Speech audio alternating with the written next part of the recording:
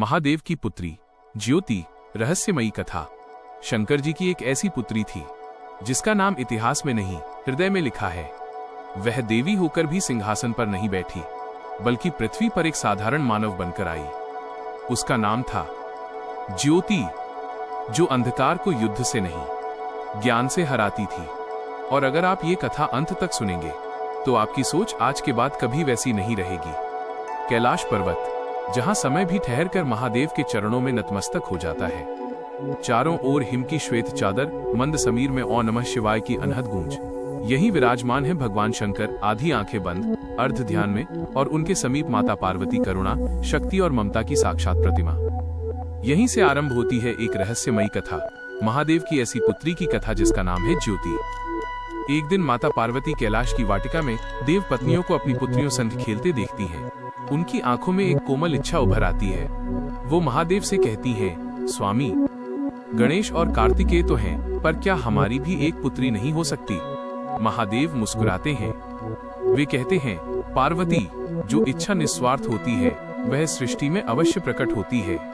महादेव ध्यान में लीन हो जाते हैं। उनके हृदय से एक दिव्य प्रकाश उत्पन्न होता है। वह प्रकाश न अग्नि है न सूर्य, वो है ज्ञान की ज्योति।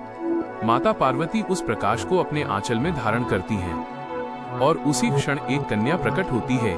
उसके मुख से अंधकार भाग जाता है, नेत्रों में करुणा और विवेक, और शरीर से दिव्य प्रकाश फैलता है। महादेव कहते हैं, ये है ज्योति जो अज्ञान को ज्ञान में बदलेगी। ज्योति साधारण बालिका नहीं थी। जहां वो जाती वहां झगड़े शांत हो जाते, क्रोध गल जाता और भय मिट जाता। गणेश उसे कथाएं सुनाते, कार्तिकेय उसे शस्त्र नहीं धैर्य सिखाते, नंदी उसकी रक्षा करता, और कैलाश उसकी हंसी से और पवित्र हो जाता। एक समय पृथ्वी पर अज्ञान, अहंकार और हिंसा फैलने लगती है। ऋषि मुनि कैलाश आकर प्रार्थना करते हैं, महादेव, धरती अंधकार में है। महादेव ज्योति की ओर देखते हैं। वे कहते हैं, पुत्री, अब समय है तुम्हारे कर्म का। ज्योति मानव रूप में पृथ्वी पर जन्म लेती है।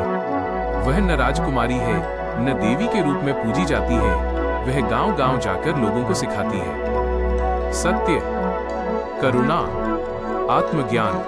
जहां वो बैठती, लोग रो पड़ते, अपने पाप पहचान लेते। उसका एक वाक्य हृदय बदल देता, अंधकार से मत लड़ो, दीपक बनो। एक अहंकारी राजा उसका अपमान करता है। ज्योति क्रोधित नहीं होती।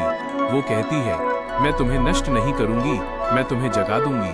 राजा अपने कर्मों से स्वयं टूट जाता है और शरण में आ जाता है। ज्योति का विलय, कार्य पूर्ण होने पर ज्योति हिमालय लौटती है। महादेव कहते हैं, अब तुम हर दीपक में, हर मंत्र में, हर ज्ञान में निवास करोगी। ज्योति प्रकाश में विलीन हो जाती है। आज भी ज्योति जीवित है। आज भी जब कोई अज्ञान से ज्ञान की ओर बढ़ता है तो समझ लेना वहां ज्योति है। जब अंधेरे में आशा जलती है, वह शंकर की पुत्री ज्योति ही है।